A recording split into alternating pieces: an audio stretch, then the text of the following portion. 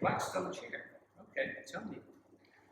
So Steph, I've been visiting the Hunterian for many years. I've attended book launches, I've attended various talks, and I've attended parties.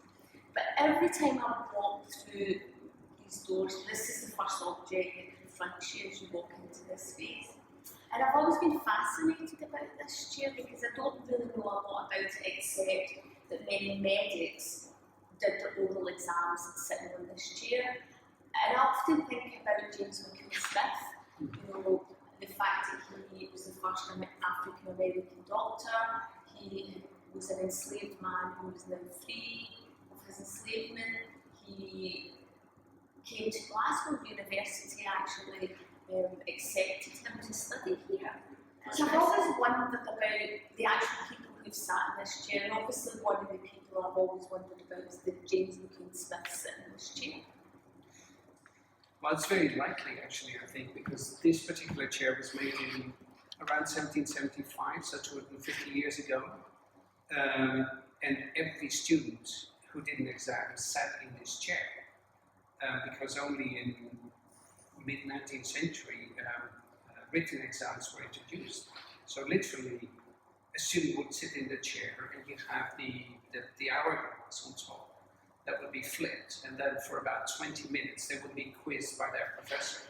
And then, you know, after the 20 minutes, the modellist would come up and call out fluxit, which means, you know, it's gone through. And then he would either pass, fail, or have to redo it.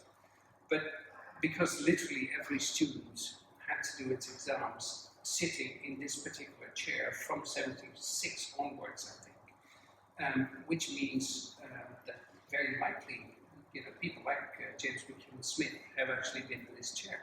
Yeah, I also think it's quite interesting the idea that many of Glasgow University alumni sat in this chair and they made money out of working either on slave ships or on plantations or in other parts of the transatlantic trade.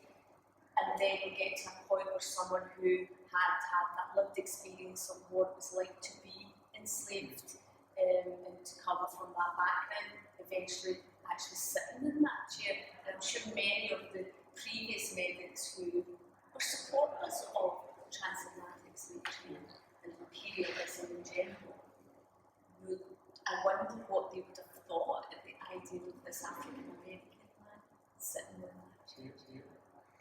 Yeah, those are the great contradictions, I think,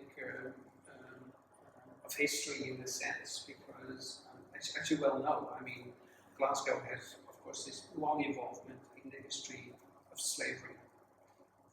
But at the same time, Glasgow had some of the early abolitionists here at the university.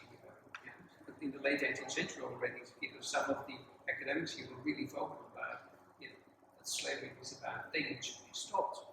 And we know that the university has in recent years has done research into its history and the way it's profited from slavery and has put into place a program of reparative justice, as they call it. And I think actually, you know, this chair is a great thing to tell some of those stories with, but we've never done that. No.